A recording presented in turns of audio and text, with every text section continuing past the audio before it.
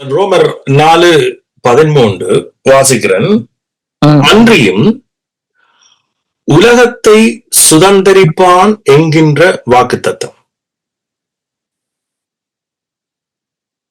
So இது கொஞ்சம் நீங்க கவனமாக கேட்க வேண்டியது. என்னன்னா, நான் பழைய உடன்படிக்கைக்கே போய் சில காரியங்களை உங்களுக்கு விளங்கப்படுத்துறேன். அதாவது நம்முடைய தகப்பனுடைய இருதயம் மற்றும் அவருடைய வழி, அந்த வழிக்குள்ள நாம அகப்பட்டோமாக இருந்தா, என் வழியாய் உட்பிரவேசித்தவன் உள்ளும் புறம்பும் அவன் என்ன செய்வானா? மேய்ச்சலை கண்டடைவான்.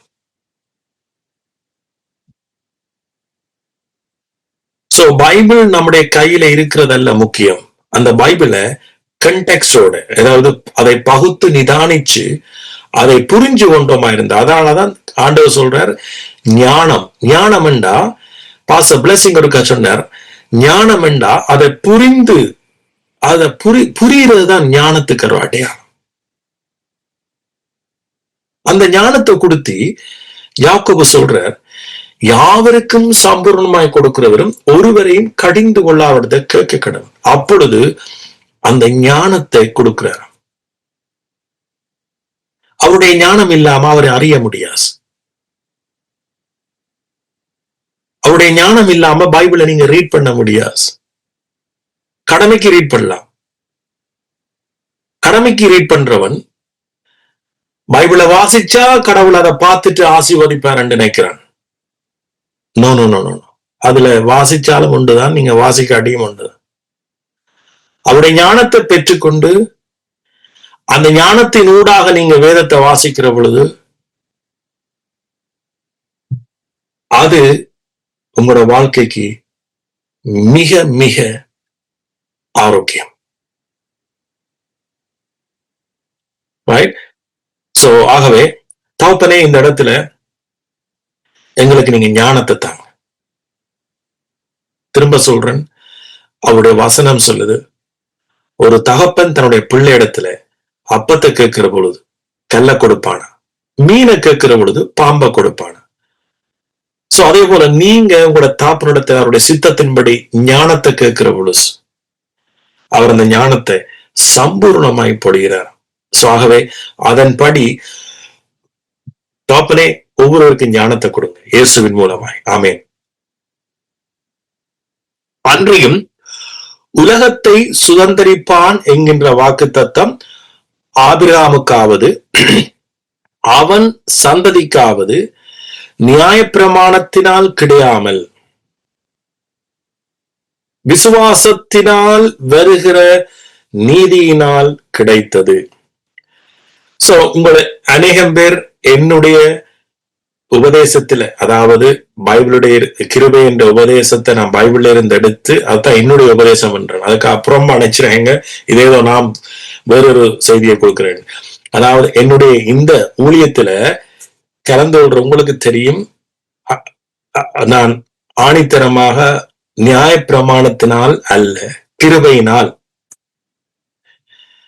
அல்லது விசுவாசத்தினால் என்று சொல்லி அது உங்களுக்கு அதை ஆணி அடிச்சாச்சு உங்களுக்கு. ரைட்? சோ அப்ப இதுல நான் உங்களோட மினக்கிட வேண்டிய அவசியம் இல்லை. அதாவது நியாயப்பிரமாணத்தினால் கிடையாமல் விசுவாசத்தினால் வருகிற நீதியினால் கிடைச்சஸ். என்ன வாக்குத்தத்தம்? உலகத்தை சுதந்தரிப்பான். சோ அநேகர் இன்றைக்கு இந்த உலகத்தை சுதந்தரிப்பான் என்கின்றதான இந்த வாக்குத்தத்தத்தினுடைய அர்த்தம் தெரியவில்லை. அதனாலதான் எபிரேயர் சொல்லது போடு, இப்படிப்பட்டதான ஒரு மேலான ரட்சிப்பை நாம பெற்றிருக்க கவலையற்றிருக்கிறோம்.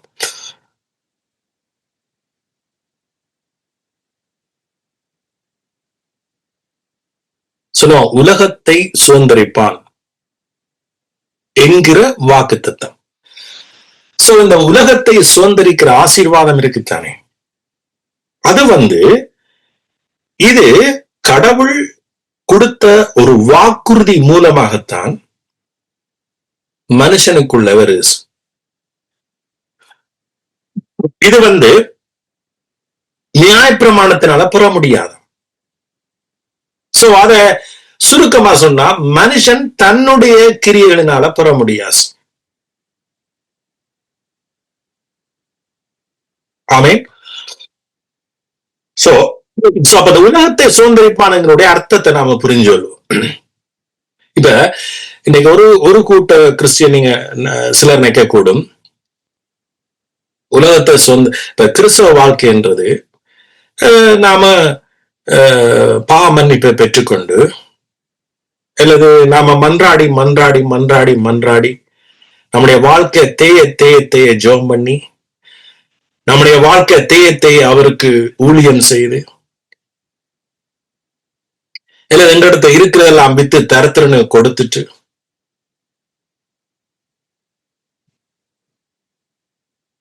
இந்த பூமியில எங்களால எல்லாத்தையும்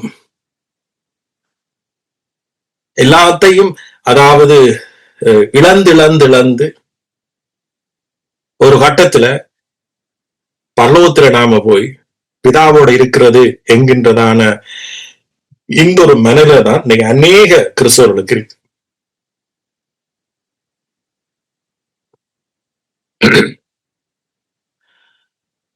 சோ அப்படிப்பட்டவர்கள் ஆண்டவருடைய ஆசீர்வாதத்தையும் விரும்புவார்கள். அதே நேரத்துல ஆபிரகாமுடைய செய்தி எல்லாம் கேட்பார்கள். சோ அப்ப அவங்க நினைக்கிறார்கள் ஆபிரகாமுடைய இந்த கொடுத்த வாக்குத்தத்த ஆசீர்வாதம் இது நாங்க பரலோகத்துல போய் நிம்மதியாக இருப்போம்.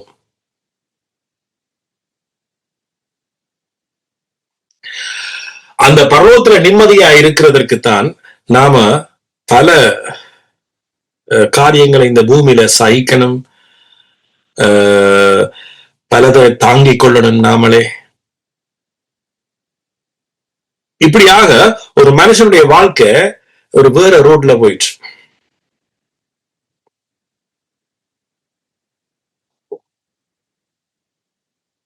ஆனா அப்ப எனக்கு இவ்வளவு நானும் கூட உங்களோட பிரசங்கிக்க வாக்கு தத்துவத்துக்குள்ள ஆசீர்வாதங்கள் இருக்குது என்றெல்லாம் சொல்லி இருக்கிறேன், எவ்வளவு ஆசீர்வாதங்கள் இருக்குன்றது. ஆனா ஏன் இந்த உலகத்தை சுதந்திரிப்பான் என்கின்ற வார்த்தையை பாவிக்கணும்? இந்த புதிய உடன்படிக்கையில கொண்டு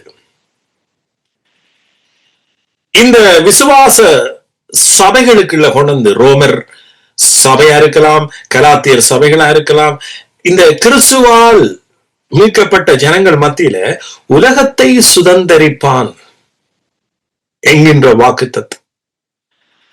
சோ அப்ப உலகத்தை சுதந்திரிப்பான்னா நீங்க நினைக்க கூடாது இந்த எல்லையில இருந்து அந்த கரை எல்லை மட்டும் நான்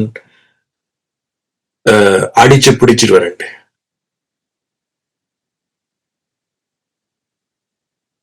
அதுவும் அல்ல இதனுடைய அர்த்தம். சோ இதற்கு நான் இதை சொன்னா உங்களுக்கு என்னவா இருக்கும்? இன்னும் இலகுவா இருக்கும்.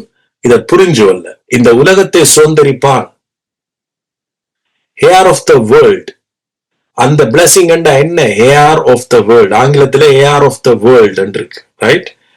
சோ ஏன் இந்த பிளஸிங்ஸ் இன்றைக்கு ஒருவருக்கு முக்கியம்? ஏன் நீங்க இதை அறிஞ்சு கொள்ளணும்? ஏன் நீங்க இதை இன்றைக்கு அறிஞ்சு கொள்ளணும்? அட இது எங்களுக்கு இதுதான் இருக்குது, நாங்க இதனுடைய சொந்தக்காரர் தான், உலகத்தை சுதந்திரிக்கிற பாட்டி தான் நாங்க. ஆனா உலகத்தை சுதந்திரிக்கிறேன்னா ட்ரம்ப போல போய் 4 தேசங்களை பிடிக்க சொல்லல, ரைட்? ஆனா இதை புரிஞ்சு கொள்றதுக்கு இந்த வசனம் உங்களுக்கு மிக மிக முக்கியமானது. ஆதியாகமம் 1ஆம் அதிகாரம்,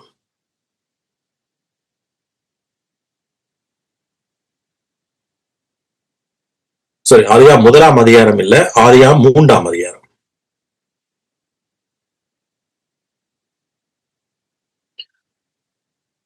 உங்களுக்கு தெரியும் ஆதாமுடைய கீழ்ப்படியாமையினால அவர்கள் ஏதேன் தோட்டத்திலிருந்து விழுந்தார்கள், அல்லது பாவத்து அதாவது ஆசீர்வாதம் எல்லாத்திலிருந்தும் விழுந்தார். என்னத்துக்கு? பாவத்துக்கு. சோ அதன் நிமித்தம் என்ன நடந்தது?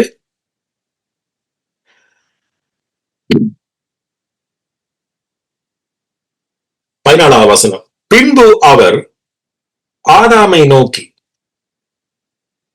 அதாவது கடவுள் ஆதாமை நோக்கி, நீ உன் மனைவியின் வார்த்தைக்கு செவி கொடுத்து புசிக்க வேண்டாம் என்று நான் உனக்கு விலக்கின விருட்சத்தின் கனியை புசித்தபடியினாலே பூமி உன் நிமித்தம் சபிக்கப்பட்டிருக்கு. என்னவாம்? பூமி உன் நிமித்தம் சபிக்கப்பட்டிருக்கு. நீ உயிரோடு இருக்கும் நாளெல்லாம் வருத்தத்தோட அதன் பலனை புசிப்பாய்.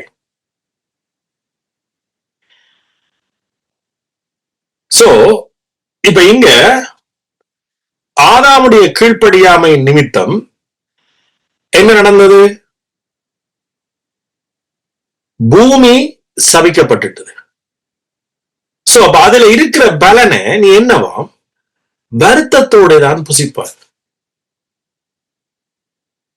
அது மட்டுமல்ல, ஏன் பூமி சபிக்கப்பட்டிருக்கு? யாருக்கு? இந்த உலகத்துல வாழ்ற மக்களுக்கு. இந்த உலகத்துல வாழ்ற மக்களுக்கு, ரைட்? எல்லாருக்கும் அது அப்படியா இருக்குது. அது இப்படி இருக்கிற பொழுது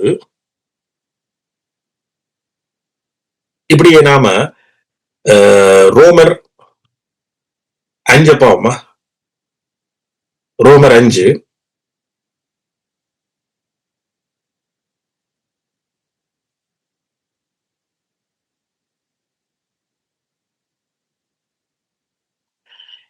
12 வசனம். இப்படியாக ஒரே மனுஷனாலே பாவமும் பாவத்தினாலே மரணமும் உலகத்தில் பிரவேசித்தது போல.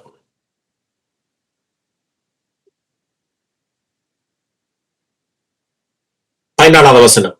மரணமானது ஆதாம் முதல் மோசே வரைக்கும் ஆதாமின் மீறுதலுக்கு ஒப்பாய் பாவம் செய்யாதவர்களையும் ஆண்டு கொண்டது. அந்த ஆதாம் பின்பு வந்தவருக்கு முன்னடையாளமானவர். யார் பின்பு வந்தவர் என்று இங்க சொல்லப்படுது? இயேசுவுக்கு முன்னடையாளமானவர். இப்ப ஆதாமின் நிமித்தம் என்ன செய்யப்பட்டிருக்கு? பூமி சபிக்கப்பட்டிருக்கு. பூமி சபிக்கப்பட்டபடியா அதன் பலனை நாங்க வருத்தத்தோடு புசிப்போம். சபிக்கப்பட்டதையே வருத்தத்தோடு புசிக்கக்கூடிய ஒரு கட்டத்துக்கு தான் இன்றைக்கு விஷயம் தெரியாத மக்கள் சேவிக்கிறார்.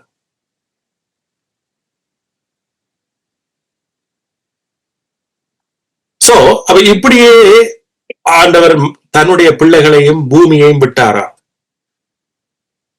சோ இதை எப்படி இத மக்களுக்கு அல்லது நமக்கோ அல்லது உங்களுக்கோ எப்படி அவர் பெற்றுத்தர முடியும் என்றா, தேவன் இந்த நிலையை கொடிய விடவில்லை. ஆமென். சோ இப்ப பாருங்க 10வது வசனம், 14 வாசிக்கிறேன். அல்லாமலும் ஒருவருடைய மீறுதலினாலே அந்த ஒருவர் மூலமாய் மரணம் ஆண்டு கொண்டிருக்க கிருபையின் பரிபூரணத்தையும் நீதியாகிய ஈவின் பரிபூரணத்தையும் பெறுகிறவர்கள் இயேசு கிறிஸ்து என்னும் ஒருவராலே ஜீவனை அடைந்து ஆளுவார்கள். இது அதிக நிச்சயம் என்று சொல்றேன். 19வது வசனம் 18. ஆகையால் ஒரே மீறுதலினாலே எல்லா மனுஷருக்கும் ஆக்கினைக்கு ஏதுவான தீர்ப்பு உண்டானது போல. பாருங்க, நான் ஆதியாமத்துல வாசிச்சது ஒரு ஆக்கினைக்கு ஏதுவான ஒரு தீர்ப்பு. சோ இந்த தீர்ப்ப இது முதல் ஆண்டவர் கொடுத்திருக்கேன். ஆதாம் கீழ்ப்படியாமையில வீழ்ந்தபடியால வந்தது. சோ அப்ப இப்படி ஒரு தீர்ப்பு உண்டானது போல ஒரே நீதியினாலே ஒரே நீதியினால் இயேசு கிறிஸ்துவின் நீதியினாலே எல்லா மனுஷருக்கும் ஜீவனை அளிக்கும் நீதிக்கு ஏதுவான தீர்ப்பு உண்டாயிற்று. ஒரே அநீதியினால். ஆமே. சோ இது சுவிசேஷத்தினால ரோமர் புத்தகத்துல சொல்லப்பட்டிருக்கு. அப்ப இது எல்லாத்துக்கும் முதல், இந்த சுவிசேஷம் எல்லாம் வெளிப்பட முதல் நம்முடைய தாப்பர் என்ன செய்தார் தெரியுமா? ஆபிரகாம் என்கின்ற ஒரு மகனை, ஒரு மனுஷனை அழைச்சு அந்த ஆபிரகாமுக்கு வாக்குத்தத்தத்தை கொடுக்கிறார்.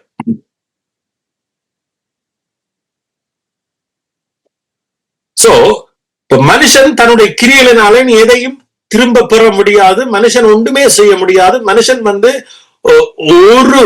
ஒன்றுமே செய்ய முடியாத ஒரு குழிக்குள்ள மனுஷன் விழுந்தாச்சு. சோ அப்படிப்பட்ட இத அவர் எப்படி கொண்டு வராருண்டா, ஆபிரகாம் என்கின்ற ஒரு மனுஷனை அவர் அழைச்சு அவருக்கு கொடுத்த வாக்குத்தத்தம் தான் நான் உங்களுக்கு வாசிச்சதான இந்த ரோமர் 4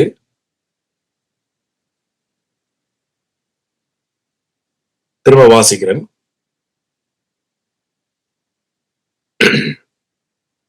அன்றியும் உலகத்தை சுதந்தரிப்பான் என்கின்ற வாக்குத்தத்தம் ஆபிரகாமுக்காவது அவனுடைய சந்ததிக்காவது நியாயப்பிரமாணத்தினால் கிடைக்காமல் என்னவா விசுவாசத்தினால் வருகிற நீதியினால் கிடைச்சது. சோ ஆபிரகாமுக்கு அந்த உலகத்தை சுதந்தரிப்பாய் என்கிற வாக்குத்தத்தை கொடுக்கிறார். அது என்னன்னு சொன்னா, உலகத்தினுடைய எல்லையை நீ சுதந்தரிப்பாய் இல்ல, சபிக்கப்பட்ட உலகம் உனக்கு நீ என்னவா இருக்க போகுது? ஆசீர்வாதமா இருக்க போகுது. ஆதாமுடைய கீழ்ப்படியாமையினால உலகம் உனக்கு சாபமா இருந்தது. அதனுடைய பலனை நீ வருத்தத்தோட தான் புசிப்பாய். ஆனா என்னுடைய குமாரன் இயேசு கிறிஸ்து மூலமாக இந்த பூமியில் அவர் ரத்தம் சிந்தி அந்த ரத்தத்தினால் ஒரு புதிய உடன்படிக்கையை ஸ்தாபிப்பார். அந்த உடன்படிக்கையின் மூலமாக ஆபிரகாமுக்கு சொல்லப்பட்ட வாக்குத்தத்தம், உலகத்தை சுதந்தரிப்பான் என்கின்ற வாக்குத்தத்தம் ஆபிரகாமுடைய சந்ததி. அந்த சந்ததி யாருண்டா, இயேசு கிறிஸ்து மூலமாக அவருக்குள் கொண்டு வரப்பட்ட ஒவ்வொருவரும் உலகத்தை சுதந்தரிப்பான் என்கின்ற வாக்குத்தத்தம் உங்களுக்கு உரிமை சொத்தாக இருக்கிறது. இப்ப உங்களுக்கு தெரியும், நான் பெற்றுக்கொண்ட ஆசீர்வாதம் தனிய ஆவிக்குரிய ஆசீர்வாதம் இல்லை.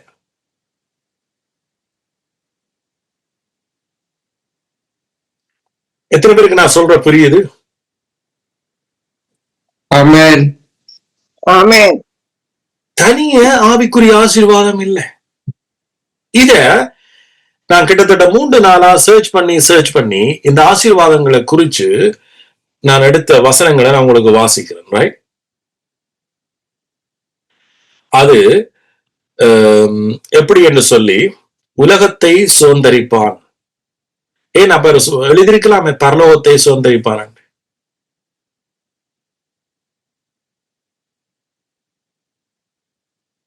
ஏன் பரலோகத்தை சுதந்திரிச்சு எழுதியிருந்தா நாம பரலோகத்துல போய் எல்லாத்தையும் அனுபவிக்கலாமே. அது மட்டும் இந்த பூமியில நாம பிசாசு நம்ம ஜெயிக்கணுமா? பிசாசு நம்ம தேவனுடைய பிள்ளைகளை பிசாசு தான் ஆளுகை செய்யணுமா? கடவுளுடைய பிள்ளைகளை வியாதி தான் ஆளுகை செய்யணுமா? கடவுளுடைய பிள்ளைகளை தரித்திரம் தான் ஆளுகை செய்யணுமா?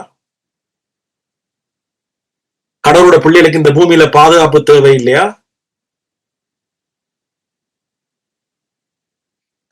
கடவுளுடைய பிள்ளைகளுக்கு சகல விதமான ஆசீர்வாதம் இந்த பூமியில தேவை இல்லையா?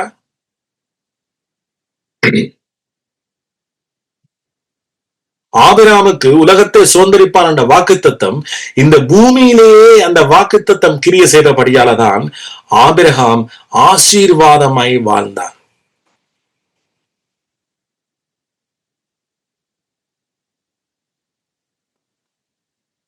ஆமென். ஆமென். ஆபிரகாமுக்கு கடவுள் அளித்த வாக்குறுதிகள் என்பது ஒரு கிருபையின் விரிவான உடன்படிக்கை. இது ஒரு சும்மா சர்வ சாதாரணமான உடன்படிக்கை இல்ல.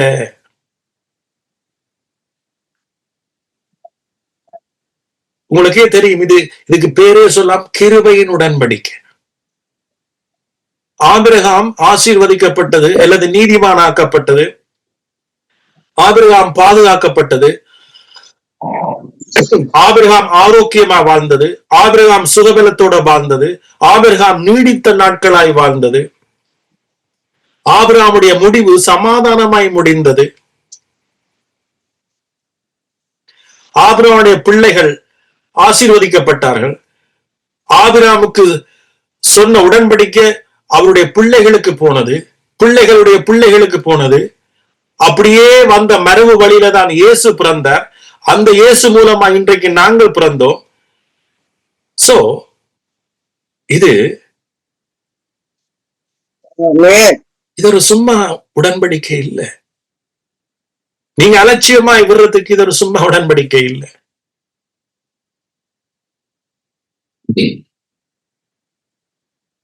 ஆமென். சோ அப்ப இந்த ஆபிரகாமுக்கு ஆங்கிலத்துல சர்ச் பண்ண வருது கம்ப்ரஹென்சிவ் கவனன்ட் ஆஃப் கிரேஸ்,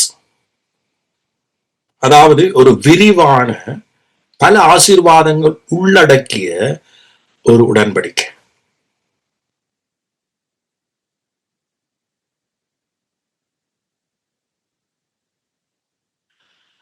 அதுவும் மேக்கிங் பிலீவர்ஸ், அதாவது விசுவாசிகளை என்னவாம் நியாயப்பிரமாணத்தின் மூலமாக கிறிஸ்துவின் மூலம் உலகத்தின் வாரிசுகளாக, உலகத்தின் வாரிசுகளாக, உலகத்தை அல்லது உலகத்தின் சுதந்திரவாளிகளாக ஆக்குகிறது. பைபிள் அப்படித்தான் சொல்லுது, உலகத்தை சுதந்திரிப்பான் அல்லது உலகத்தின் வாரிசுகள். அநேருக்கு தெரியுமோ தெரியாது, கடவுள் உலகத்தை படைச்சது நமக்காக, பிசாசுக்காகவோ அல்லது பூமி அதிர்ச்சி ஏற்படணுமெண்டோ அல்லது பூமியில சண்டைகள் உருவாகணுமெண்டோ, முதலாம் உலகப் போர், இரண்டாம் உலகப் போர், மூன்றாம் உலகப் போர் உண்டாகணுமெண்டோ ஒரு நோக்கத்துக்காக அல்ல. பூமி உருவாக்கப்பட்டது தன்னுடைய பிள்ளைகள் வாழும்படியாக, நம்முடைய தேவைகளுக்காக, நம்முடைய ஆசீர்வாதத்துக்காக. ஆனா ஆதாமுடைய கீழ்ப்படியாமையினால பூமி சபிக்கப்பட்டது. வருத்தத்தோடு அதன் பலனை புசிக்கக்கூடிய ஒரு இருளுக்குள்ள வாழ்ந்தோம். ஆனா இங்க இயேசு கிறிஸ்து மூலமாக அவர் என்ன செய்யறார்? முற்றுமுழுதாக விசுவாசிகளுக்கு மாற்றுகிறார், விசுவாசிகளுக்கு மாற்றுகிறார். ஆமென். சோ இந்த ஆசீர்வாதங்கள் எப்படியாம்? விசுவாசத்தினால் வரும் நீதி. இந்த உடன்படிக்கைக்கு இருக்கிற ஆசீர்வாதம் விசுவாசத்தினால் வரும் நீதி, தெய்வீக பாதுகாப்பு, என்னவாம்? தெய்வீக பாதுகாப்பு. அது என்ன தெய்வீக பாதுகாப்பு?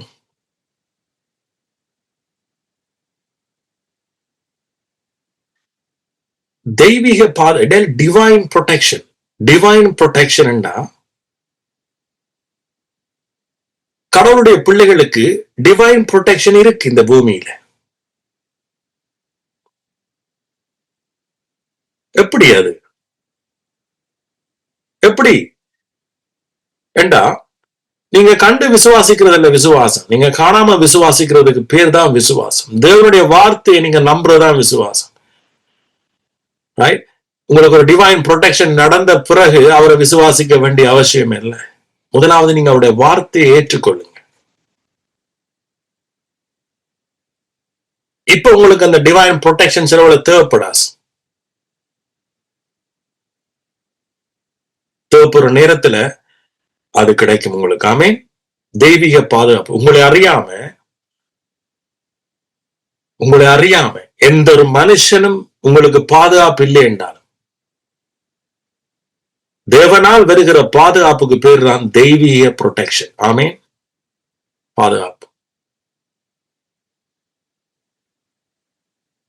உடல் மற்றும் ஆன்மீக செழிப்பு. உடல் மற்றும் ஆன்மீக செழிப்பு, ரெண்டு விதமான செழிப்பும் இந்த வாக்குத்தத்தமான உடன்படிக்கைக்கு இருக்கு. மற்றது மற்றவர்களுக்கு ஆசீர்வாதமாக இருப்பது ஆகியவை எல்லாம் அடங்கும். ஆமே.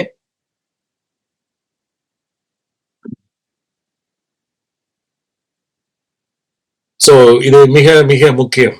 அதனாலதான் உலகத்தை சுதந்தரிப்பாய், நீ உலகத்தை சுதந்தரிப்பாய் என்கின்ற வாக்குத்தத்தம்.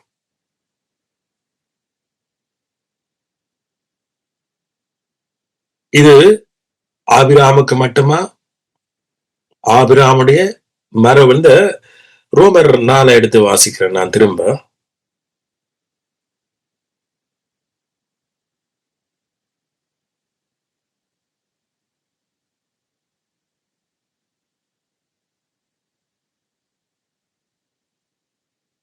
பதினாலாவது வசனத்தை பாத்தீங்கன்னா, ஆதலால் சுதந்திரமானது, ஆதலால் இந்த சுதந்திரம், இந்த வாக்குத்தத்தம் அல்லது இந்த மேல நான் சொன்னதான உலகத்தை சுதந்தரிப்பான் என்கின்றதான இந்த காரியம் கிருபையினால் உண்டாயிருக்கும்படிக்கு. என்னவாம்? கிருபையினால் உண்டாயிருக்கும்படிக்கு. அது விசுவாசத்தினாலே வருகிறது. நியாயப்பிரமாணத்தை சார்ந்தவர்களாகிய சந்ததியாருக்கு மாத்திரமல்ல, நம்ம எல்லாருக்கும் தகப்பனாகிய ஆபிரகாமுடைய விசுவாசத்தை சார்ந்தவர்களான எல்லா சந்ததியாருக்கும் அந்த வாக்குத்தத்தம் நிச்சயமாய் இருக்கும்படிக்கு அப்படி வருகிறது.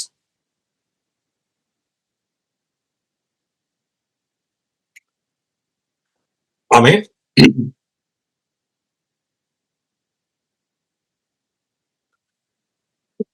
இன்னொரு வசனம் வாசிக்க போறோம்.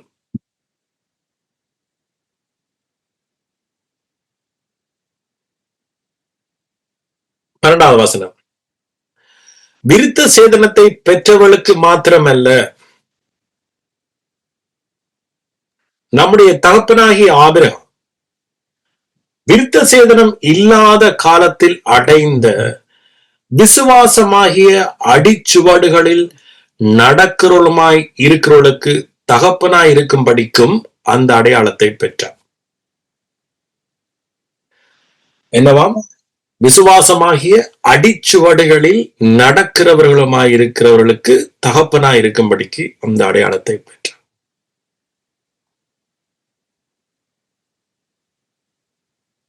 அப்ப எத்தனை பேர் நாம இந்த விசுவாச அடிச்சுவடில நடக்கிறோம்?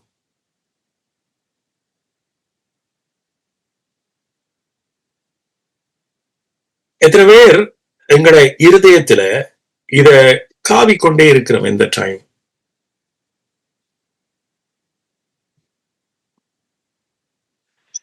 கலாத்தியர் 3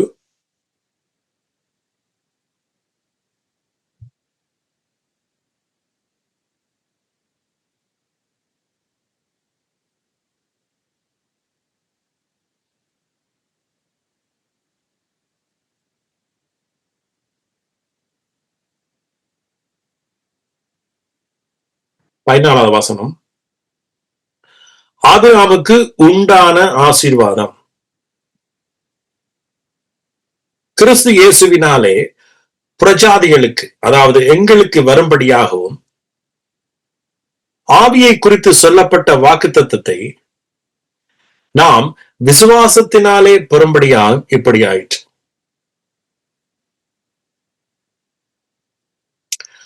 16வது வசனம். ஆபிரகாமுக்கும் அவனுடைய சந்ததிக்கும் வாக்குத்தத்தங்கள் பண்ணப்பட்டன. சந்ததிகளுக்கு என்று அநேகரை குறித்து சொல்லாமல் உன் சந்ததி என்று ஒருவனை குறித்து சொல்லியிருக்கிறார். அந்த சந்ததி கிறிஸ்துவே. ஆமே. அந்த சந்ததி யாராம்? கிறிஸ்து. ஏன்?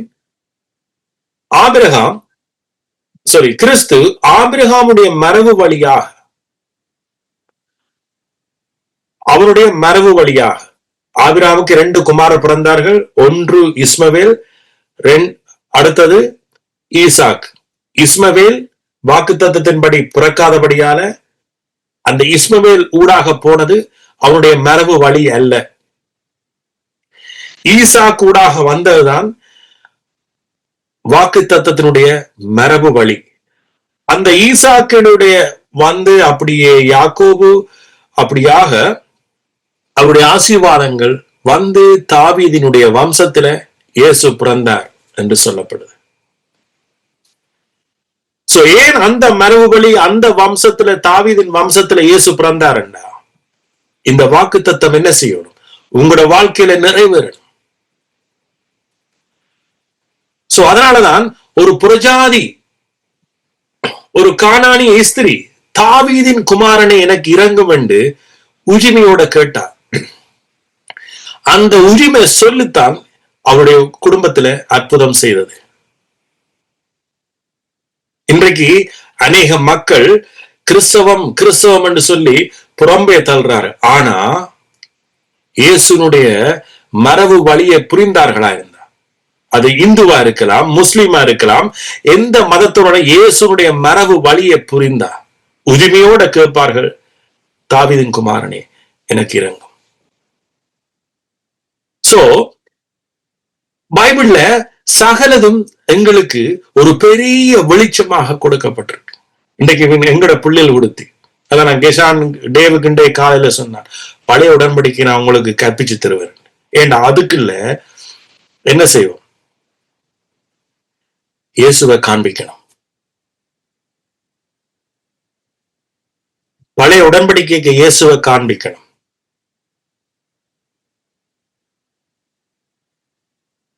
ஆமீன். அப்ப ஆபிரகாமுக்கும் அவருடைய சந்ததி வாக்குத்தத்தம், சந்ததி என்று அனைவரை சொல்லாம உன் சந்ததி என்று ஒருவனை குறித்து சொல்லிக்கிறார். அந்த சந்ததி கிறிஸ்துவே. அப்ப ஆபிரகாமுக்கு வாக்குத்தத்தத்தை கொடுக்க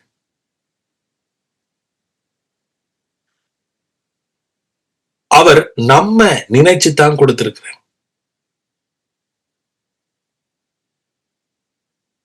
நம்ம ஏண்டா உலகத்துல வாழ்றோம் ஒவ்வொரு மக்களையும். ஏனெண்டா கடவுள் மனுஷனை ஆசீர்வதிக்கணும்டா இந்த வழியோட மட்டும்தான் செய்யலாம். ஏனெண்டா மனுஷன் விழுந்துட்டான். அப்ப அவரே வார்த்தையை கொடுத்து, அவரே வாக்குத்தத்தத்தை கொடுத்து, சோ அந்த வாக்குத்தத்தத்தின்படி தன்னுடைய குமாரனை இந்த பூமிக்கு அனுப்பி, அந்த குமாரனை பாவத்தை ஆக்கினை, குமாரன் ஊடாக பாவத்தை ஆக்கினைக்குள்ளாக தீர்த்து பாவத்துக்குரிய சகலதையும் செய்து முடிச்சிட்டு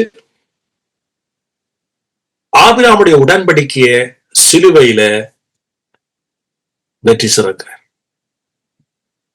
இப்ப இந்த இயேசு கிறிஸ்து மூலமாக இந்த கடவுளுடைய இருதயமாகிய ஆசீர்வாத இருதயம் மனுஷனுக்குள்ள என்ன செய்யுது? உருவெடுக்கு. அதனாலதான் இயேசு கிறிஸ்துவால கிருபையினால் ஆசீர்வதிக்கப்பட்டவர்கள் தேவனுடைய இருதயத்தை உடையவர்கள். அவர்கள் ஆசீர்வதிக்கப்பட்டவர்கள், அவர்கள் மற்றவர்களையும் ஆசீர்வதிப்பார்கள்.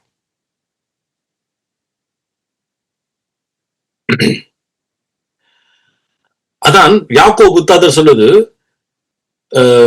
சபித்தலும் ஆசீர்வாதத்திலும் ஆசீர்வதித்தலும் ஒரு நாவில் இருந்து புறப்படாது. தேவனால் பிறந்தவன் என்ன செய்ய மாட்டான்? மற்றவனை சபிக்க மாட்டான். ஏன்? அவனுக்கு தெரியும் நான் யார், நான் ஏன் ஆசீர்வதிக்கப்பட்டேன், எப்படி ஆசீர்வதிக்கப்பட்டேன், என்னத்துக்காக ஆசீர்வதிக்கப்பட்டேன். சோ இது எங்களோட வாழ்க்கை முறையை மாத்தும். ஆமென்.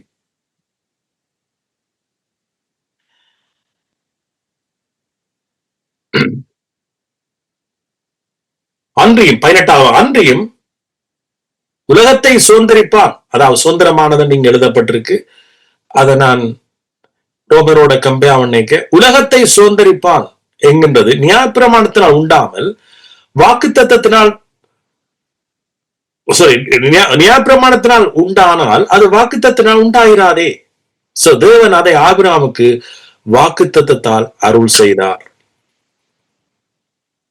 ஆமென்.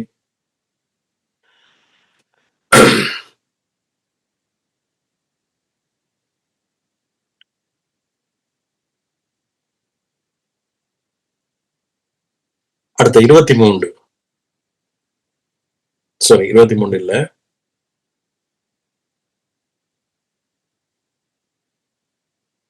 27 29 வாசிக்க போறேன். ஏனெனில் உங்களில் கிறிஸ்துவுக்குள்ளாக ஞானஸ்தானம் பெற்றவர்கள் எத்தனை பேரோ, கிறிஸ்துவுக்குள்ளாக ஞானஸ்தானம் பெற்றவர்கள் எத்தனை பேரோ. ஞானஸ்தானம் என்ன கடுமையா யோசிக்கிறாங்க.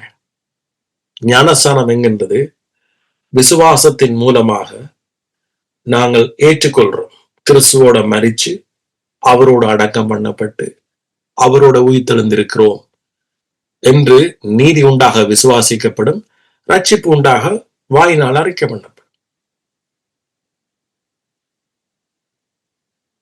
இதான் ரோமர் 6 சொல்லுது, ரைட்? அப்ப கிறிஸ்துவுக்குள்ள அத்தனை பேரும் கிறிஸ்துவை தரித்துக் கொண்டீர்களே.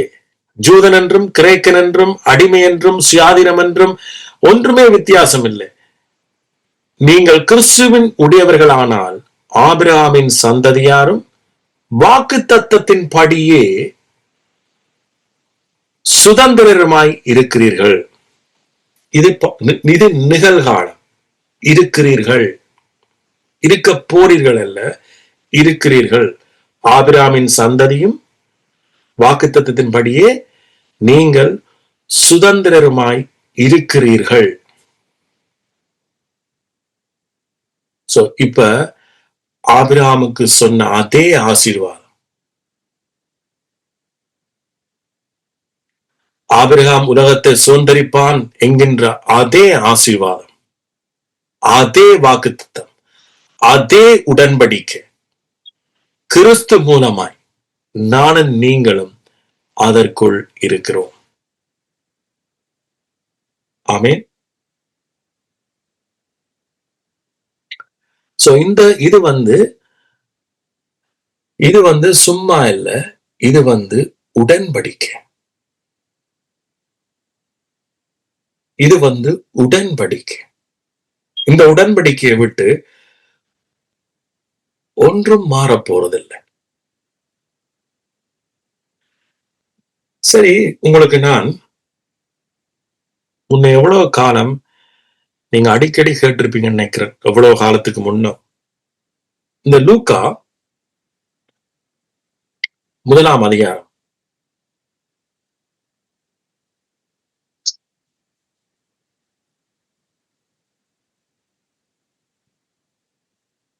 லூக்கா 1 அதிகாரம்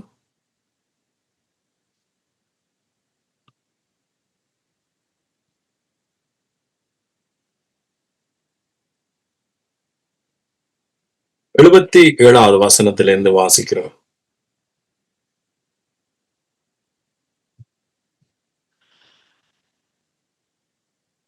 சாரி, 69. லூக்கா 1 அதிகாரம் 69. அவர் நம்முடைய பிதாக்களுக்கு வாக்குத்தத்தம் பண்ணின இரக்கத்தை செய்வதற்கும், என்னவா, அவர் நம்முடைய பிதாக்களுக்கு, அதாவது ஆபிரகாமுக்கு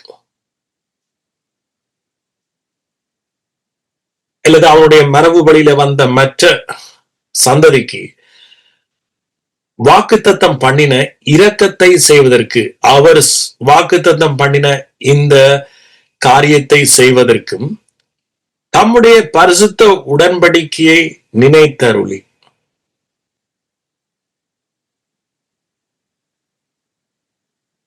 என்னத்தை நினைச்சருளினா? அவர் செய்த இந்த உடன்படிக்கையை. இது இயேசு பிறந்ததுக்குரிய கதையை சொல்ற லூக்கா. இயேசு பிறந்த உடனே, ரைட்? சோ தம்முடைய பரிசுத்த உடன்படிக்கையை நினைத்தருளி, உங்கள் சத்துருக்களின் கைகளில் நின்றும், உங்கள் சத்துருக்களின் கைகளில் நின்றும் நீங்கள் விடுதலையாக்கப்பட்டு, சத்துருக்கள் என்றா எதிரி, அல்லது பிசாசு அல்லது இருள், எப்படியும் சொல்லுங்க, ரைட்? உங்கள் சத்துருக்களின் கைகளில் நீங்க விடுதலையாக்கப்பட்டு உயிரோடு இருக்கும் நாளெல்லாம் பயம் இல்லாமல் எனக்கு முன்பாக பரிசுத்தத்தோடும் நீதியோடும் எனக்கு ஊழியம் செய்ய கட்டளையிடுவேன். பரிசுத்தத்தோடும் நீதியோடும். பாருங்க அடுத்த வசனம். அவர் நம்முடைய பிதாவாகிய ஆபிரகாமுக்கு இட்ட ஆணையை நிறைவேற்றுவதற்கும்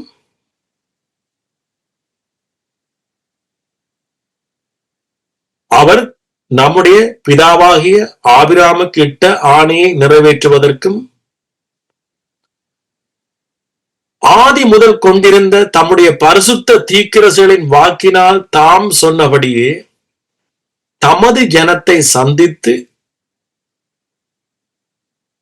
மீட்டுக்கொண்டு, ஆனந்த ஜனம் நாங்க, தமது ஜனத்தை சந்தித்து மீட்டுக்கொண்டு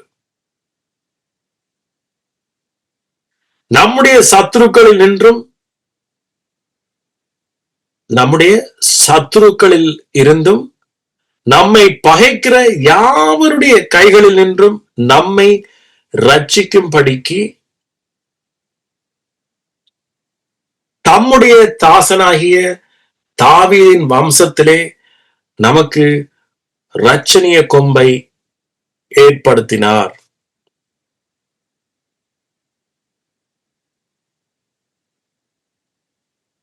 இயேசு ஏன் இந்த பூமியில பிறந்தார்? இயேசு ஏன் மாம்சத்துல விரவண்டி வந்தது? திரும்ப வாசிக்கிறேன். அவர் நம்முடைய பிதாவாகிய ஆபிரகாமுக்கு இட்ட ஆணையை நிறைவேற்றுவதற்கும் ஆதி முதற் கொண்டிருந்த தம்முடைய பரிசுத்த தீர்க்கதரிசிகளின் வாக்கினால் தாம் சொன்னபடியே தமது ஜனத்தை சந்தித்து மீட்டுக்கொண்டு, எங்களை மீட்டாரா மீட்கலையா? மீட்டுட்டார். நம்முடைய சத்துருக்களில் நின்றும் எங்களை சத்துருக்கள் இருந்து விடுதலையாக்கினாரா இல்லையா? விடுதலையாக்கினார். இனியும் விடுதலாய் கொண்டே இருக்கிறார். நாளுக்கு நாள் அறிய அறிய நாம விடுதலாய் கொண்டே இருக்கிறோம். சத்ருக்கள் என்றா பல வகையான சத்ருக்கள். அதான் இங்க ஆபிரகாம், நீ உலகத்தை சுதந்திரிப்பாய், உலகத்தில் இருக்கிற இருள் உன்னை ஆளுகை செய்யாது, நீ உலகத்தை சுதந்திரிப்பாய். உலகத்தில் இருக்கிற சாபத்தினால வருகிற காரியங்கள் உன்னை என்ன செய்யாது, பற்றி கொள்ளாது. காரணம் என்ன? உண்ட வாக்குத்தத்தம் அதுதான். சோ நம்முடைய சத்துருக்கள் இருந்து அவர் நம்ம என்ன செய்யறாராம்? விடுதலை ஆக்குறார். நம்மை பகைக்கிற யாவருடைய கைகளில் இருந்தும் நம்மை ரட்சிக்கும்படிக்கு நம்முடைய தாசனாகிய தாவீதின் வம்சத்திலே நமக்கு ஒரு இரட்சணிய கொம்பை ஏற்படுத்தினார்.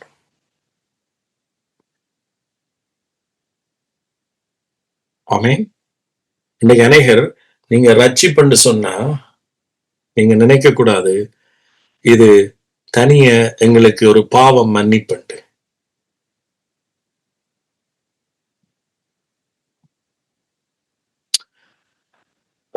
இன்னொரு வசனம்,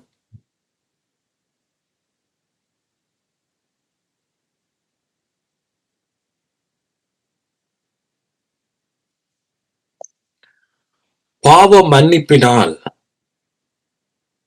உண்டாகும்.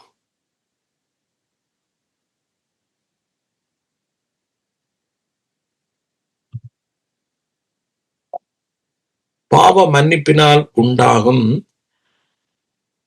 ரட்சிப்பு. அது 77 வசனம் பாருங்க. நமது தேவனுடைய உருக்கமான இரக்கத்தினாலே அவருடைய ஜனத்துக்கு பாவ மன்னிப்பாகிய ரட்சிப்பை தெரியப்படுத்தவும் அவருக்கு முன்னாக நடந்து போவாய். அந்தகாரத்திலும் என்னவாம்? அந்தகாரத்திலும் மரண இருளிலும் உட்கார்ந்திருக்கிறவர்களுக்கு வெளிச்சம் தரும். அந்தகாரத்திலும் மரண இருளிலும், இந்த ரெண்டா பிரிக்கிறார். அந்தகாரத்திலும் மரண இருளிலும் உட்கார்ந்திருக்கிறவர்களுக்கு வெளிச்சம். அடுத்தது, நம்முடைய கால்களை சமாதானத்தின் வழியில நடத்தவும்.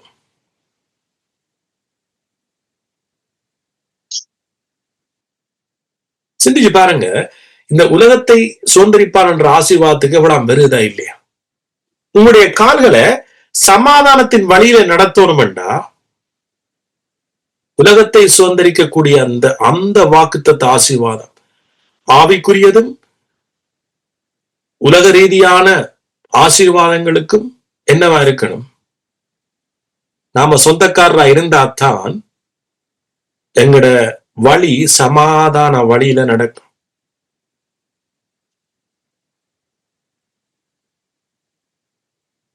ஆமென்.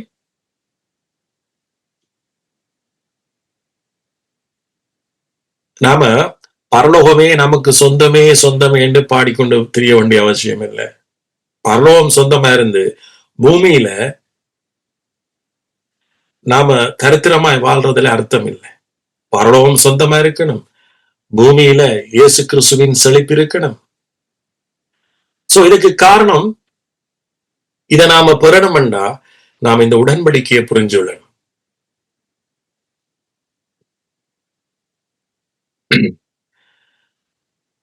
பாருங்க, அந்த காலத்திலும் அதே நேரத்துல நாம இந்த இந்த உலகத்துல நாம இந்த சத்துருக்கள், வியாதி என்கின்ற சத்துருக்களை நாம என்ன செய்ய முடியாது? பிடிச்சு வச்சிருக்க முடியாது. அப்படி பிடிச்சு வச்சிருந்தா நாம எப்படி நாம சமாதான வழியில நடக்க முடியும்?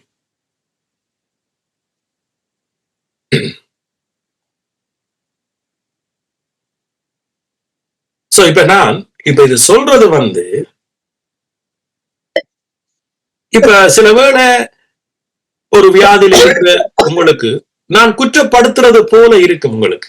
நோ, அதல்ல நம்முடைய நோக்கம். நம்முடைய நோக்கம்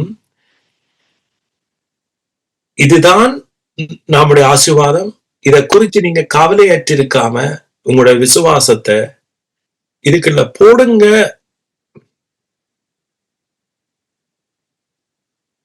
நாம எடுத்த உடனே எல்லாருமே கிறிஸ்துவுக்கு வந்த உடனே ஆசீர்வாதத்தோட வாழ்றதில்லை. கிறிஸ்தவ வாழ்க்கைன்றது குரோயிங், வளர்ச்சி. சோ அதனால ஒருவர் நாம குற்றப்படுத்த தேவையில்லை. இன்னைக்கு எனக்கும் பலவீனங்கள் இருக்கிறது, எனக்கும் சில காரியங்கள் இந்த விடுதலை ஆக வேண்டி இருக்கிறது. ஆனா நான் அறிய விடுதலை ஆகினத நான் அனுபவிச்சபடியால நான் உங்களுக்கு பேசுறேன். அப்ப இன்னும் எனக்கு விடுதலையாகவும் இன்னும் நான் உயரவும் எனக்கு அவருடைய கிருபைக்குள்ள வழி இருக்கு என்பது எனக்கு தெரிஞ்சிச்சு.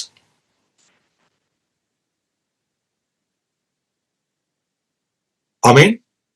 சோ ஆகவே அவரை நேசிச்சு நடவுங்க, விசுவாசத்தை நீங்க சந்தோஷப்படுங்க. ஆமென். பாருங்க, ஏன் இயேசு பிறந்தார்ன்றதை அப்பவே சொல்றேன். நமது தேவனுடைய உருக்கமான இறக்கத்தை அவருடைய ஜனத்துக்கு பாவ மன்னிப்பாக ரட்சிப்பை தெரியப்படுத்தவும். இந்த ஆங்கில பைபிள்ல எப்படி இருக்கு தெரியுமா? லூக்கா 11 ஈவன் இதுலயே பாருங்க, எங்கட புது மொழிபெயர்ப்புல 77, உண்மையா இங்கிலீஷ் பைபிள்லையும் புதிய மொழிபெயர்ப்புலையும் இப்படித்தான் எழுதப்பட்டிருக்கு. அதாவது 77 பாருங்க, பாவ மன்னிப்பால் வெறும் மீட்பை அவரது மக்களுக்கு அறிவித்து ஆண்டவருக்கான வழியை செம்மைப்படுத்த அவர் முன் செல்வார். அதாவது இதுல எப்படி எழுதப்பட்டிருக்கு தெரியுமா? பாவ மன்னிப்பால் வெறும் மீட்பை. இன்றைக்கு அநேகர் நினைக்கிறார்கள் ரட்சிப்பண்டா பாவ மன்னிப்பண்டு. ஆனா இங்க என்ன சொல்ல தெரியுமா? பாவ மன்னிப்பால் வெறும் மீட்பை, பாவம் இயேசுவால் மன்னிக்கப்படுறதால், உங்களுடைய என்னுடைய பாவம் இயேசு கிறிஸ்து என்னும் ஒரே பலியினால் மன்னிக்கப்படுறபடியால் வெறும் மீட்பு. அதாவது இயேசு எங்கட பாவத்தை மன்னிச்ச பிறகு உடனே மீட்பு தானாய் ஓடி வருதான். சோ அதனாலதான் ஒரு மனுஷனுக்கு இயேசு கிறிஸ்துவின் ரத்தம் சிந்தப்பட்டது நிமித்தம் ஒரே பலியினால் நாம் என்றென்றைக்கும் பூரணமாக்கப்பட்டுட்டோம், மன்னிக்கப்பட்டுட்டோம் என்கின்ற அந்த அறிவுதானாம் மற்ற எல்லா மீட்புக்கும் காரணமா இருக்கு. அதான் இங்க எழுதப்பட்டிருக்கு. பாவ மன்னிப்பால் வெறும் மீட்பை மக்களுக்கு அறிவிக்க, அதுதான் நான் இப்ப உங்களுக்கு அறிவிக்கிறேன். சோ இது இன்னும் உங்களுக்கு விளங்கலைன்னா, இயேசு கிறிஸ்துவிடத்துல ஒருவர் வந்து கேட்கிற பொழுது,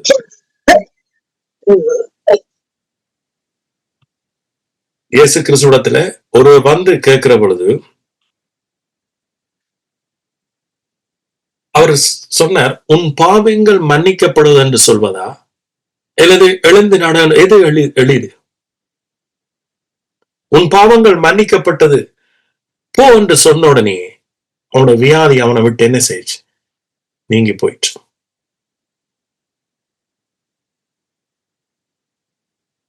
இன்னைக்கு விசுவாசிகளுக்கு நமக்கு என்னவோ இல்ல, ஆனா உலகத்துல இன்னைக்கு அநேகருடைய வியாதிகள்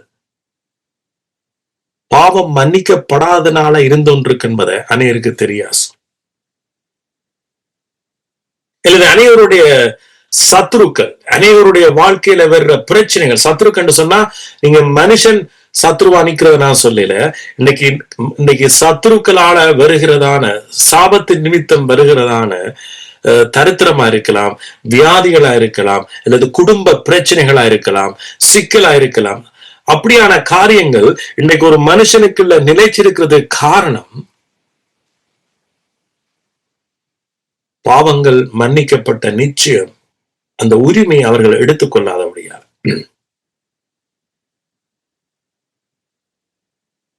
ஆமென். இந்த பாவ மன்னிப்பு கொடுத்தி அது இலவசம், அது எங்களுக்கு கிடைச்ச, அது ஆபிரகாமுக்கு கொடுத்த வாக்கு தத்தத்திலே உண்டு. அந்த உரிமையை நீங்க எடுத்துக்கொள்ளுங்க. ஆமென். சோ அப்ப தனியா பாவ மன்னிப்பு இல்ல ரட்சிப்பு. பாவ மன்னிப்பு ஓட அதனூடாக வருகிறதான உலகத்தை சுதந்திரிப்பா என்கின்ற வாக்கு தத்துவம்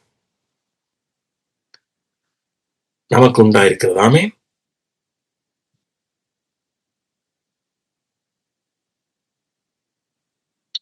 உலக வாரிசு விசுவாசிகள், இத நான் இன்னும் ஒன்று சொல்றேன், இதை நான் தேடி எடுத்ததுகள், அதாவது கிரீக் மொழி, ஹீப்ரு மொழி, இதுகள்ல உலகத்தை சுதந்திரிப்பாய் என்கின்றதுக்குரிய அர்த்தத்தை நான் இங்க சொல்றேன். பூமிக்குரிய பொருட்கள் என்னவா? பூமிக்குரிய பொருட்கள், ஆசீர்வாதங்கள், செல்வங்கள், நன்மைகள் மற்றும் இன்பங்களின் முழு வட்டத்தையும் உள்ளடக்கியது. திரும்ப சொல்றேன், இந்த உலகத்துக்குரிய ஆசீர்வாதம், அதாவது உலகத்தை சுதந்திரிப்பா என்கின்றது இதுக்கு உள்ளடக்கிற காரியங்கள், அதாவது கிரேக்க மொழியில கோஸ்மோஸ் என்றுதான் கிரேக்க மொழியிலே இது எழுதப்பட்டிருக்கு. கோஸ்மோஸ் அது என்னவா? இந்த கோஸ்மோஸுக்குரிய அர்த்தம் என்ன? பூமிக்குரிய பொருட்கள், ஆசீர்வாதங்கள், செல்வங்கள், நன்மைகள் மற்றும் இன்பங்கள் என்று முழு வட்டத்தையும் உள்ளடக்கியது.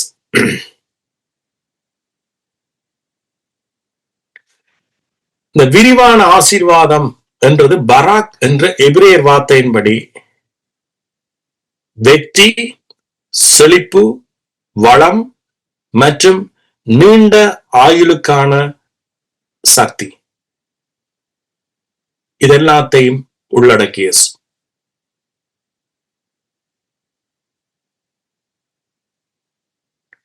ஆமென்.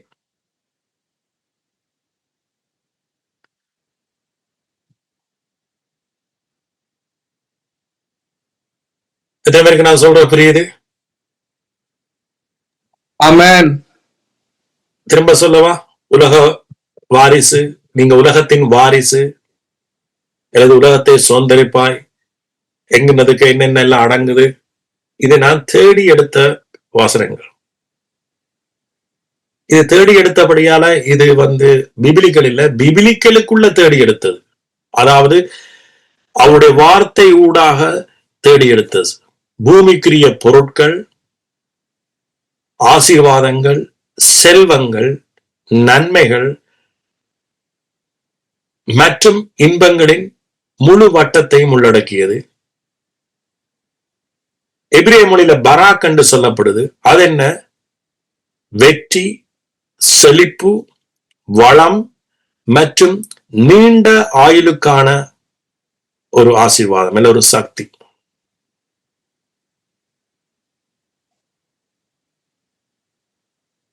இது இந்த உடன்படிக்கைக்கு இருக்கு.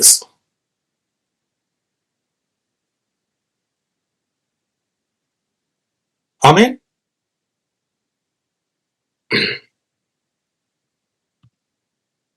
இது இந்த உடன்படிக்கைக்கு இருக்கு. இதைத்தான் நாம் பெற்றுக்கொண்டிருக்கிறோம். சோ இதுதான் நாம் அவருடைய பிள்ளையாக மாற்றப்பட்டிருக்கிறோம். இதுதான் நாம அவருக்குள்ள இந்த விசுவாசத்துல நடக்கிறோம். இதுலதான் நாம பேசுகிறோம், ஜபிக்கிறோம், எல்லாமே தான் இதுக்குள்ளதான் இருக்கிறோம். ஆமென். சோ இப்ப வாரக்கிழமை நான் என்ன செய்ய போறேன்டா, இந்த இந்த பழைய உடன்படிக்கையில ஆபிரகாம் ஈசாக்குக்கு 2 பிள்ளைகள் பிறந்தார். இரண்டு ஆபிரகாமுக்கு சொன்ன வாக்குத்தத்தின்படி ஆபிரகாமுக்கு 2 பிள்ளைகள் பிறந்து, ஆபிரகாமுக்கு ரைட், ஆபிரகாமுக்கு தான் முதல் வாக்குத்தத்தை கொடுக்கிறார். ஆபிரகாமுக்கு 2 பிள்ளை பிறந்தது. அப்புறம் அந்த 2 பிள்ளையில ஒரு பிள்ளைதான் வாக்குத்தத்தின்படி பிறந்தது. சோ அந்த வாக்குத்தத்தின் பிறந்த பிள்ளைக்குத்தான், ஈசாக்குக்கு தான் பிறகு 2 இரட்டை பிள்ளைகள் பிறந்தார்கள். அதுல யாக்கோவும் ஏசாவும்.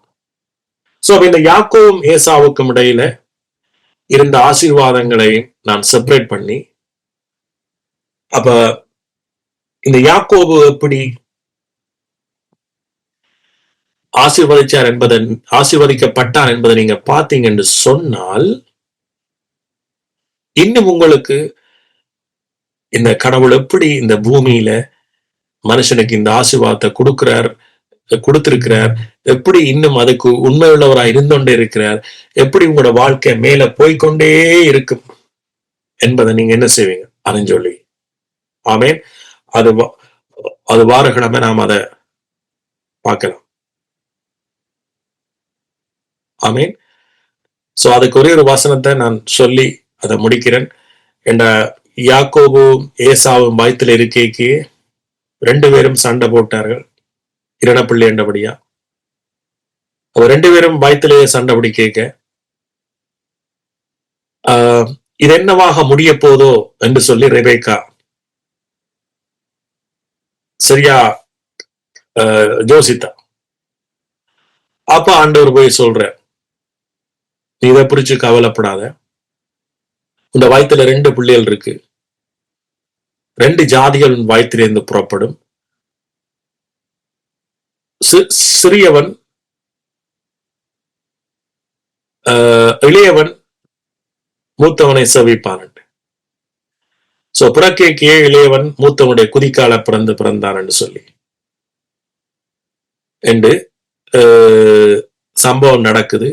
அந்த சம்பவம் ஏனென்றா, இது மனுஷன் கிரியனாலே அல்ல, அல்லது மனுஷன் நீ விரும்புறபடி அல்ல, நான் விரும்புகிறபடி, அதாவது என்னுடைய வாக்குத்தத்தத்தின்படி என்னுடைய சித்தத்தின்படி அல்லது என்னுடைய கிருபையின்படிதான் மனுஷன் ஆசீர்வதிக்கப்படுவான் என்கின்றத அவர் முன்கூட்டியே அவர் ரெபேக்காளுக்கு சொன்னபடியாலதான்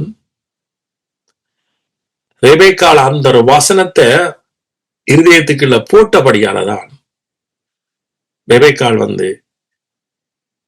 இந்த கதை தெரிஞ்சாக்களுக்கு தான் இன்ட்ரெஸ்டிங்கா இருக்கும். ரெபேக்காள் அந்த ஏசா கடைசி ஆசீர்வதிக்கிற டைம்ல எனக்கு ருசியான பதார்த்தத்தை சமைச்சு கொண்டு வாங்க 2 மகனுக்கும் சொல்லிக்க ரெபேக்காள் யாக்கோபிட்ட போய் சொல்றா, நீ போய் கொண்டு வா ஆட்டுக்குட்டிய, நான் உனக்கு ருசியான பதார்த்தங்களை சமைச்சு தாரேன். ஏனென்றா ஆசீர்வாதம் உனக்கு தான் போகும். அவர் ஏற்கனவே அவருடைய சித்தத்தை அறிஞ்சிருந்தபடியால. ஆமீன்.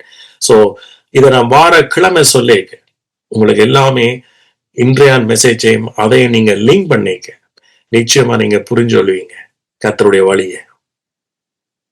ஆமீன். அவருடைய கிருபையினால் அவருடைய உடன்படிக்கையினாலதான் நாம இன்றைக்கு நிலைநிற்கிறோம். அவருடைய உடன்படிக்கையை நாம சிந்திப்போம். அவருடைய உடன்படிக்கையை நாம விசுவாசிப்போம், நேசிப்போம். ஆமீன்.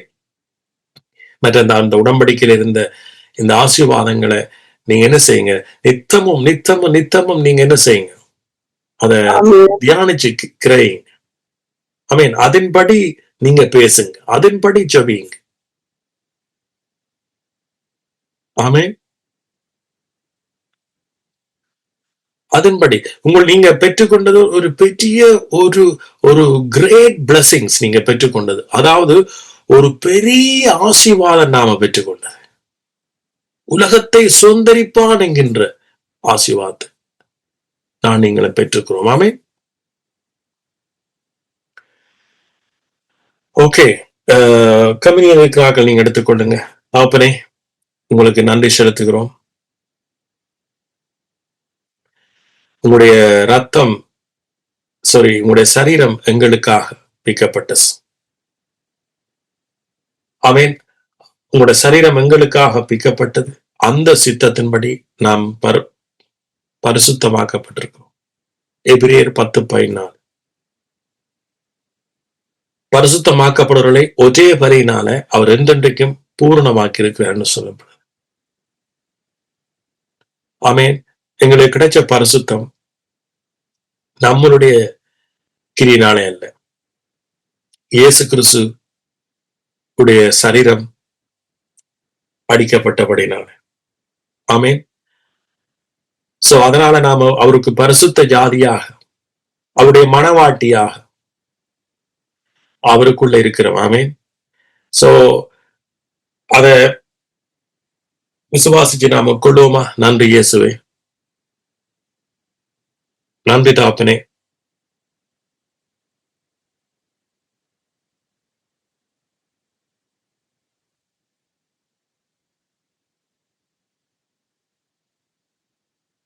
ஏண்டா நீங்களும் இந்த இந்த சரீரத்துல நாம் ஒரு அங்கமா இருக்கிறதுக்கு காரணம் அவருடைய சரீரம்.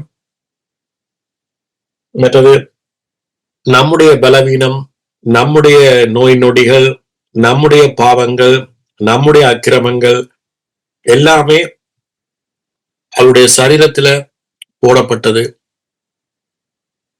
ஆமீன். அவருடைய ஆத்துமா வியாகுலப்பட்டது. ஆமீன். சோ அந்த சித்தத்தின்படி நாம இன்றைக்கு விடுதலை ஆக்கப்பட்டிருக்கிறோம். ஒட்டுமொத்தமா நாம இருள்ல இருந்து விடுதலை ஆக்கப்பட்டிருக்கிறோம். இருள்ல இருந்து நாம வேற ஒரு இடத்துக்குள்ள கொன்றப்பட்டுட்டோம். வியாதி என்கின்ற அடிமைத்தனத்திலிருந்து வேறொரு இடத்துக்கு கொன்றப்பட்டுட்டோம். சோ விடுதலை என்றது ஒட்டுமொத்த விடுதலை. ஆமீன். நிரந்தரமான விடுதலை. இப்ப ஒரு ஜெயில இருந்து ஒருவர் விடுதலை ஆறாருன்னு சொன்னா அவர் ஜெயிலுக்குள்ள இருந்து முற்றுமுழுதாக விடுதலை ஆறார். ஆமீன். சோ அவர் திரும்ப குற்றத்தை செய்து திரும்ப போறது அது உலக ரீதியானது. ஆனா இயேசு சொல்றார், நான் விடுதலை ஆக்கினா மெய்யாகவே மெய்யாகவே விடுதலை ஆவீங்க. ஏனென்றா திரும்ப நாம அடிமைத்தனமோ திரும்ப நாம அந்த இருளுக்கே போக முடியாது. இயேசுவின் ரத்தம் எங்களுக்காக தொடர்ந்து பேசிக்கொண்டே இருக்கு. ஆமென். இயேசுவின் ரத்தம் தான் நம்ம விடுதலை ஆக்கினஸ். சோ நாம இந்த பூமியில சில பேர் ரட்சிக்கப்பட்ட பிறகு எத்தனையோ தப்புக்களை செய்யறோம். ஆனாலும் கூட நாம திரும்ப அடிமைக்கு போக முடியாது என்றுதான் இந்த உடன்படிக்கை சொல்லுது. ஆமென். அவர் எங்கள் அக்கிரமங்களை நினைப்பதில்லை, எங்களோட பாவங்களை நினைப்பதில்லை என்று சொல்றேன். காரணம், இயேசுனுடைய ரத்தம். இயேசு உங்களுடைய பாவத்துக்காக அக்கிரமத்துக்காக ஒரே பலியை செலுத்திட்டு. ஆமீன். சோ அதனால நாங்க ஒரு சுதந்திரத்தை பெற்றிருக்கிறோம். சுதந்திரம் என்று சொன்னா என்ன? நாம ஒரு விடுதலையை பெற்றிருக்கிறோம் என்றா இனி நாம நல்லதை செய்யும்படியா, இனி நாம அவருக்கு ஒரு பரிசுத்த ஜாதியாக, அவருடைய நீதிமான்களாக, அவருடைய சமூகத்துல நாம நித்தமும் ஃப்ரீயாக நிக்கத்தக்கதா, ஒரு விடுதலையோடு நிக்கத்தக்கதா. ஆமீன். சோ அப்ப எங்களை விடுதலை ஆக்கினதே நீங்க ஒரு விடுதலையோட நீங்க நன்மை செய்யும்படியாக, அவருக்கு முன்பாக நிற்கும்படியாக. ஆமீன். உட்கொள்வோமா? நன்றி இயேசுவே. சில பேர் யோசிப்பீங்க, ஓகே, மற்றவனுக்கு நாம நன்மை செய்யணுமே, மற்றவனுக்கு நாம உதவி செய்யணுமே என்று. சோ அதுக்குத்தான் ஆண்டவர் விடுதலையை தந்திருக்கிறார். என்ன? இருள்ல இருந்து உங்களுக்கு விடுதலை. முன்னைக்கு இருள்ல இருக்கேக்க எங்களுக்கு என்ன இருக்கும்? பற்றாக்குறை இருக்கும். நாம பற்றாக்குறை இருக்கேக்க மற்றவனுக்கு என்ன செய்யலாது, எங்களால உதவி செய்ய முடியாது. அப்ப அவதான் ஏன் சொல்றார், இல்ல நான் உங்களை விடுதலை ஆக்குறேன். ஆபிரகாமுக்கு கொடுத்த உலகத்தை சுதந்திரிப்பான் என்கின்ற வாக்கு தத்தத்தை உன் வாழ்க்கையில நான் பலிக்க பண்றேன். அப்பொழுது நீ என்ன செய்வாய்? விடுதலையோடு நீ மற்றவனுக்கு உதவி செய்வாய். ஆமேன். சோ அதுக்காகத்தான் எங்களை விடுதலை ஆக்குறார். இருள்ல இருந்து விடுதலை ஆக்குறார், அந்தகாரத்துல இருந்து விடுதலை ஆக்குறார். இப்ப நாம பலவீனமா இருந்தா மற்றவருக்கு நாம் என்ன செய்ய முடியாது? உதவி செய்ய முடியாது. ஆமேன். சோ அதுக்குத்தான் நமக்கு சுதந்திரத்தை தாரார். இந்த விடுதலை என்றது நமக்கு கிடைச்ச ஒரு சுதந்திரம். ஜெயிலுக்கு ஒருவனை அடைச்சு வச்சு நீ 4 பேருக்கு உதவி செய்ய அவனால முடியாது. ஜெயில இருந்து அவன் விடுதலை வெளியில வந்தாத்தான் உதவி செய்ய முடியும். அதே போலதான் இயேசு நம்மளை விடுதலை ஆக்குறார். சகலதன் லூக்கா வாய்க்கானே அந்தகாரம், இருள், மரண பயம் எல்லாத்தில இருந்தும் நம்மை விடுதலை ஆக்கிட்டார். அப்ப இயேசு சிலுவையில நம்ம விடுதலை ஆக்கிட்டார். சகல கட்டுக்கள்ல இருந்தும் நம்ம விடுதலை ஆக்கிட்டார். ஆமே. சகலதுல இருந்தும் நீங்க அதை நம்பினாத்தான் அது உங்களுக்கு கிரிய செய்யும். அது கிரிய செய்தால்தான் நீங்க சுதந்திரத்தோட நீங்க கடவுளை சேவிக்க முடியும். சுதந்திரத்தோட. நன்றி தகப்பனே. இந்த வேளையிலும் கூட வார்த்தையின்படி இங்க இருக்கிற ஒவ்வொருவருக்கும் உங்களோட விடுதலை கொடுத்ததற்காக நன்றி. பாவத்திலிருந்து விடுதலை. ஆமென். மற்ற எல்லா அந்தகாரம், இருள்ல இருந்து எல்லாத்தில இருந்தும் இயேசு கிறிஸ்துவின் நாமத்தினால அந்த விடுதலை கிடைச்சதுக்காய் நன்றி. விசுவாசத்தினால ஒவ்வொருவரும் அதை சுதந்திரிக்கிறதுக்காய் நன்றி. நீங்க சிலுவையூடாக சம்பாதிச்ச இந்த ஆசீர்வாதங்கள் ஒவ்வொருவருக்குள்ளையும் கடந்து செல்லட்டும். இயேசுவின் மூலமாய் ஜெபிக்கிறேன் ஜீவனுள்ள நல்ல பிதாவே.